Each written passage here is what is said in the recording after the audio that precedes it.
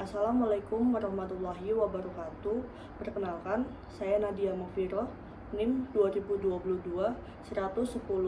Di sini saya akan mempresentasikan tujuan dan pedoman pemidanaan menurut Undang-Undang Nomor 1 Tahun 2023.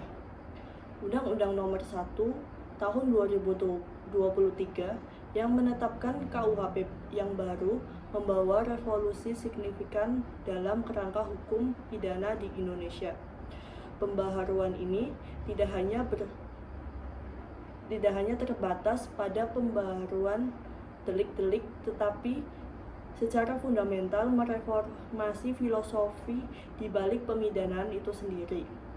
Fokus utama dari KUHP baru ini adalah penegasan tujuan pemidanaan yang lebih komprehensif dan penetapan pedoman yang lebih terstruktur bagi aparat penegak hukum, khususnya hakim dalam menjatuhkan sanksi.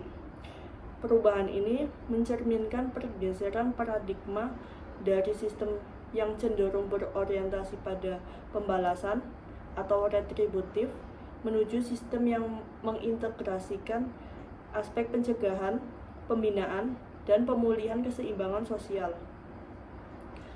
Buku ke-1 dari undang-undang ini memegang peranan krusial karena memuat aturan umum yang berfungsi sebagai landasan pedoman bagi penerapan seluruh ketentuan pidana, baik dalam buku kedua KUHP maupun dalam undang-undang lainnya.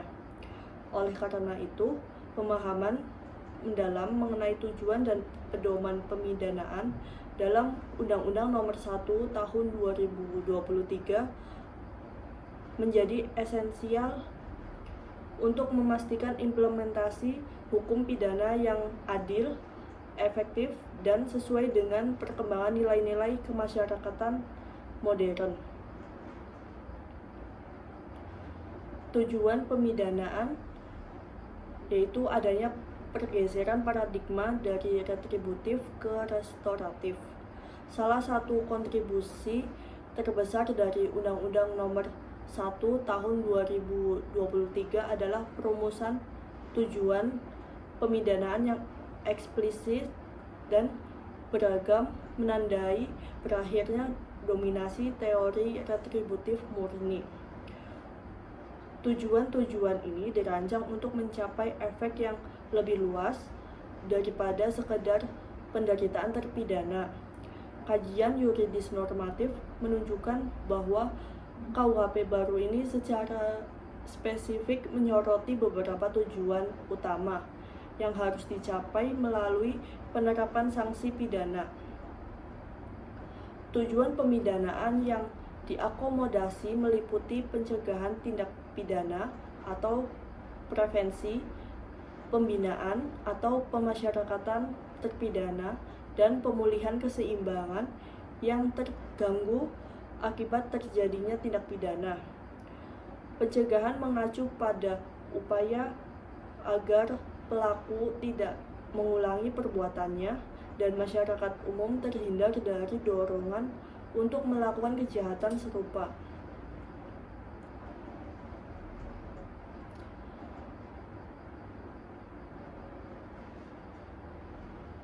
Pembinaan atau pemasyarakatan berfokus pada reintegrasi sosial terpidana setelah menjalani masa pidananya, memastikan mereka dapat kembali menjadi anggota masyarakat yang lebih produktif.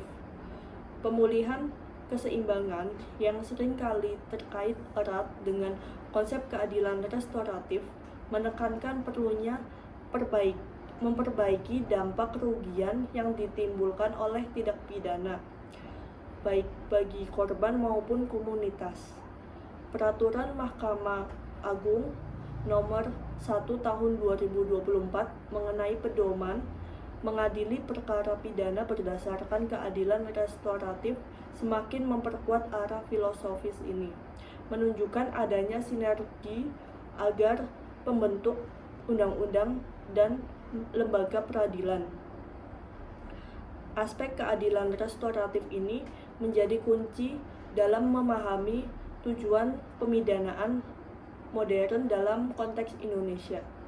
Keadilan restoratif berupaya melibatkan semua pihak yang berkepentingan dalam proses penyelesaian konflik, fokus pada reparasi kerugian dan memulihkan hubungan sosial yang rusak.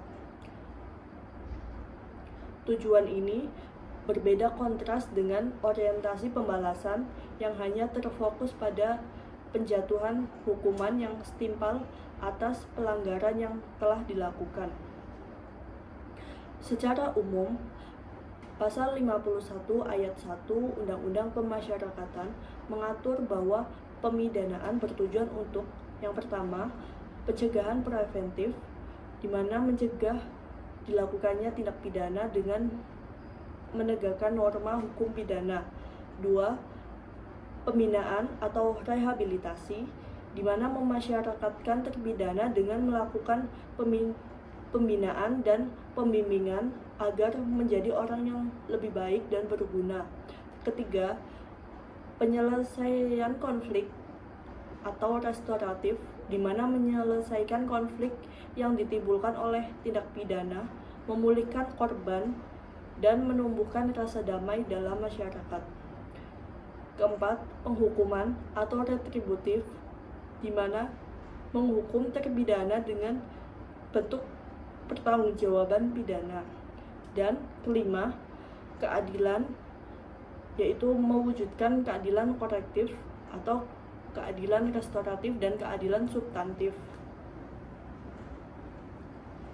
Kemudian berikutnya diperjelas mengenai aspek-aspek penting dari tujuan tersebut, yaitu pemasyarakatan, penyelesaian konflik, dan penyesalan pelaku. Di mana yang pertama, pemasyarakatan secara khusus menekankan bahwa tujuan pemidanaan ini adalah memasyarakatkan terpidana dengan mengadakan pembinaan. Pemasyarakatan adalah subsistem peradilan pidana yang berfokus pada perlakuan terhadap tahanan, anak, dan warga binaan. Konsep ini menggantikan sistem kepenjaraan yang lebih bersifat pembalasan. Tujuannya bukan hanya memenjarakan, tetapi untuk mempersiapkan warga binaannya kembali menjadi anggota masyarakat yang lebih baik dan bertanggung jawab.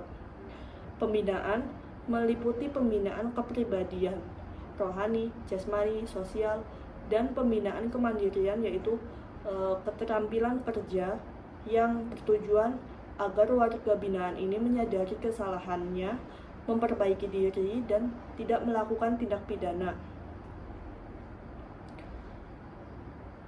Prinsipnya adalah bahwa kehilangan kemerdekaan adalah satu-satunya penderitaan yang harus dialami oleh narapidana, harus diperlakukan secara manusiawi. Dalam menjatuhkan pidana yang wajib diperhatikan adalah pertama, bentuk kesalahan pelaku tindak pidana. Kedua, motif dan tujuan melakukan tindak pidana. Ketiga, sikap batin pelaku pada waktu dan sesudah melakukan tindak pidana. Keempat, riwayat hidup dan keadilan sosial, ekonomi, kebudayaan pelaku. Kelima, pengaruh tindak pidana terhadap korban atau masyarakat. Keenam, sarana yang digunakan untuk melakukan tindak pidana. Yang ketujuh, upaya yang dilakukan pelaku untuk mencegah dampak yang lebih besar. Individualisasi pidana, di mana hakim harus mempertimbangkan faktor subjektif, yaitu kesalahan, motif, sikap batin, riwayat hidup pelaku, dan faktor objektif, yaitu meliputi dampak terhadap korban atau masyarakat, sarana yang digunakan dari tindak pidana tersebut. Kedua, penyelesaian konflik dan pemulihan keseimbangan, menyatakan bahwa tujuan pemidanaan ini adalah menyelesaikan konflik yang ditimbulkan oleh tindak pidana, memulihkan keseimbangan, dan mendatangkan rasa damai dalam masyarakat. Ayat ini mengadopsi pendekatan keadilan restoratif atau yang disebut dengan restoratif justice dalam sistem pemidanaan. Fokus tidak hanya pada hukuman terhadap pelaku, tetapi juga pada korban dan masyarakat. Penyelesaian konflik bertujuan untuk memperbaiki kerugian yang dialami korban dan memulihkan hubungan sosial yang rusak akibat tindak pidana. Memulihkan keseimbangan berarti mengembalikan kondisi seperti sebelum terjadi tindak pidana, baik secara material atau ganti rugi maupun imaterial, perdamaian dan pengakuan bersalah. Mendatangkan rasa damai dalam masyarakat adalah hasil akhir dari proses restoratif di mana masyarakat ini kembali merasa aman dan kembali terselesaikan. Kemudian menumbuhkan penyesalan pelaku, menyebutkan bahwa tujuan pemidanaan adalah menumbuhkan rasa penyesalan pada terpidana. Tujuan ini berfokus pada aspek psikologis dan moral dari terpidana. Pemidanaan harus berfungsi sebagai sarana untuk membuat pelaku introspeksi dan menyadari dampak dari perbuatannya.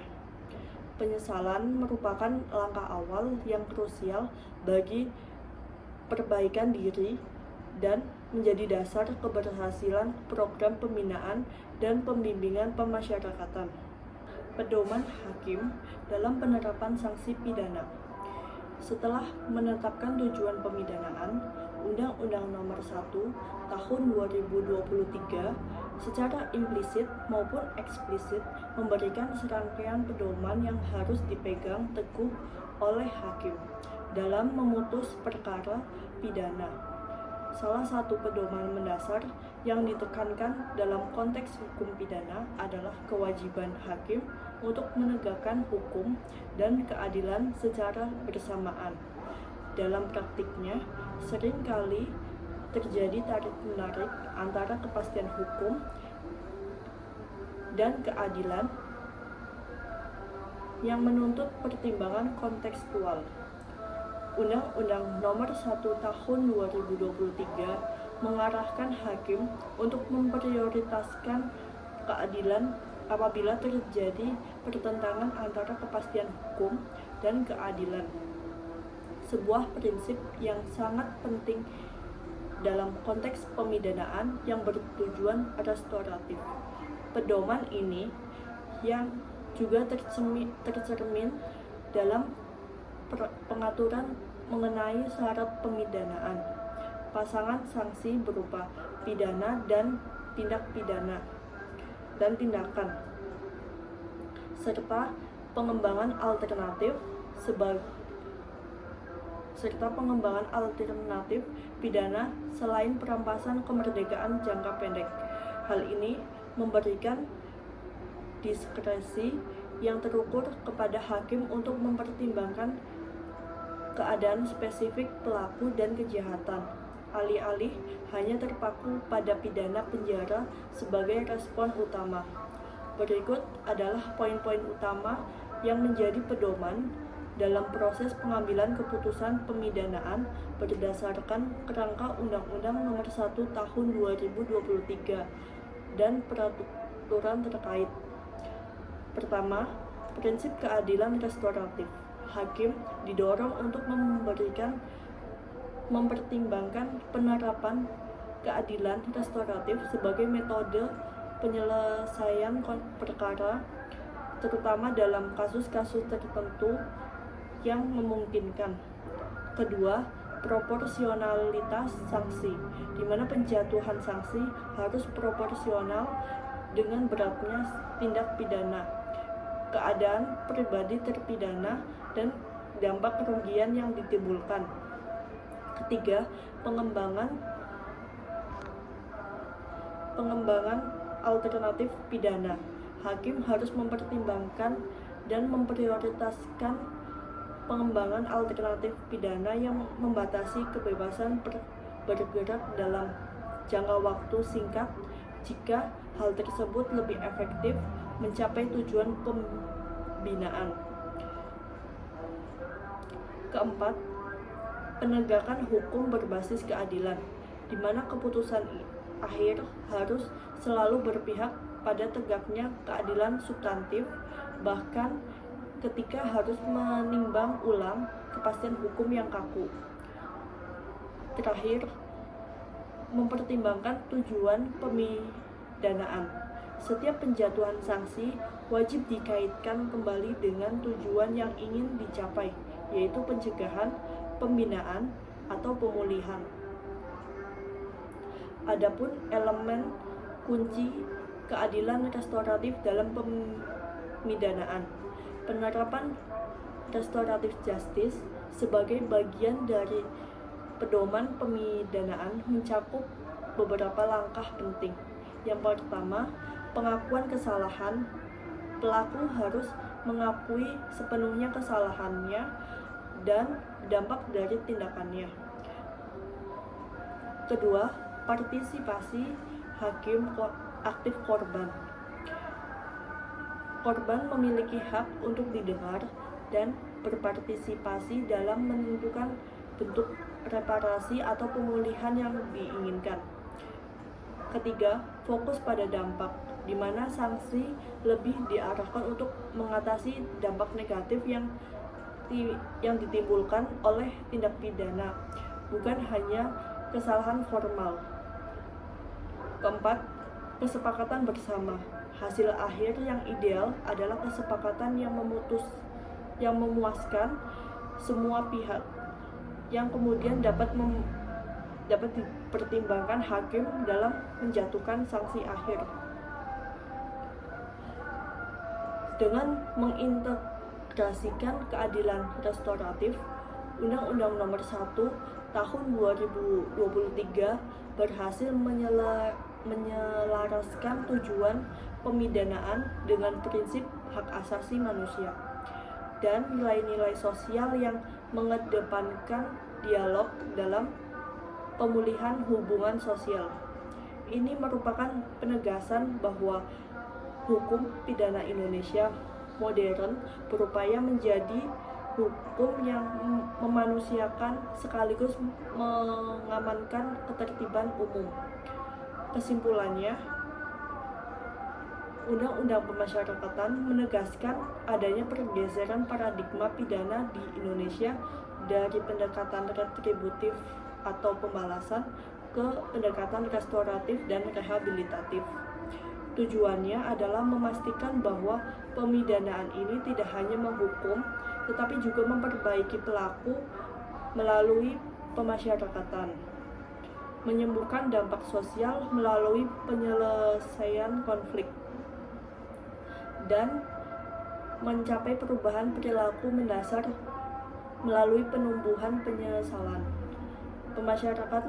Pemasyarakatan merupakan bagian dari sistem peradilan pidana terpadu yang menyelenggarakan penegakan hukum di bidang perlakuan terhadap tahanan, terhadap anak dan warga binaan.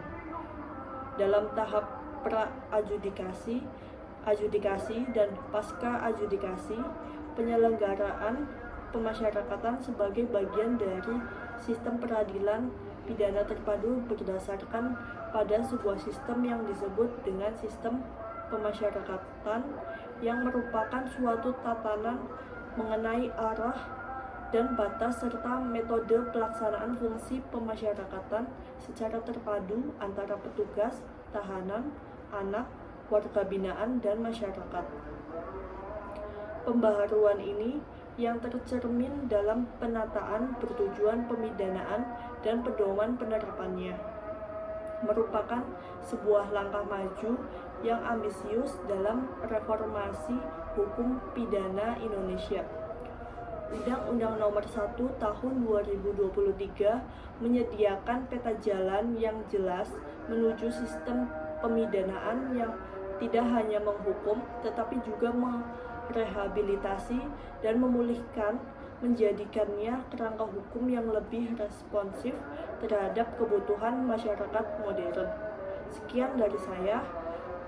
Terima kasih.